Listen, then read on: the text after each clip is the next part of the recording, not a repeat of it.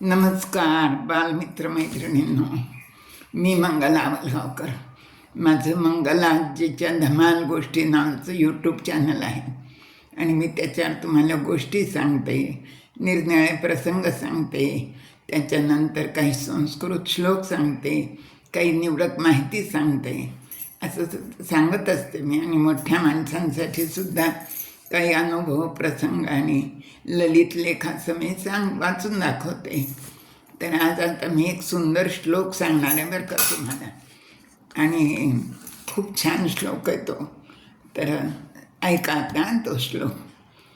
एकदा काय झालं, युधिष्ठिर आणि त्याचे भाऊ रानात गेले होते आणि खूप तहान लागली त्यांना, म्हणून मग ते पाणी कुठं मिळतं का ते बघायला गेले. तर जवळ एक तळं होतं आणि तिथे पाणी होतं, पण तिथं बाजूच्या झाडावर यक्ष राहत होता बरं का.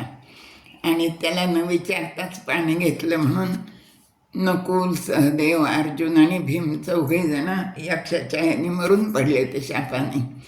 नंतर धर्मराज पाहायला गेला बरं का, आणि धर्मराजांनी ते दृश्य पाहिलं की त्यांनी विचारलं, हे कशामुळं असं झालं, कोणी केलं?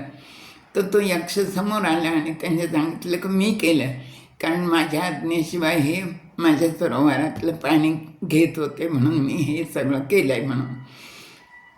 मग युधिष्ठिराला खूप आश्चर्यच वाटलं.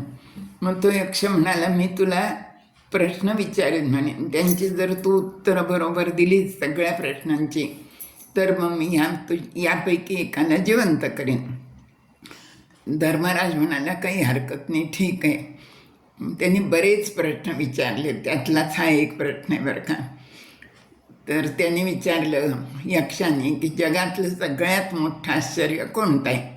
हा प्रश्न ऐकला की युधिष्ठिराने उत्तर दिलं, अहनि अहनि भूतानि गच्छन्ति यः यमालयम शेषाः स्थावरम इच्छन्ति किमाश्चर्यमतः परम.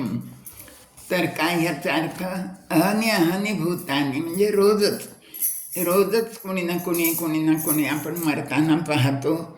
यमालयात म्हणजे देवांच्या घरी जातात, यमाकडे जातात, आणि तरी पण स्थावर जंगम इष्टट करण्याचं कोणी सोडत नाही.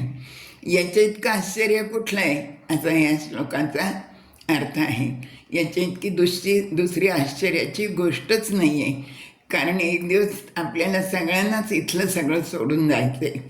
तर असा हा सुंदर श्लोक आहे यक्ष प्रश्नातला. हा सांगितलाच मी तुम्हाला. धन्यवाद.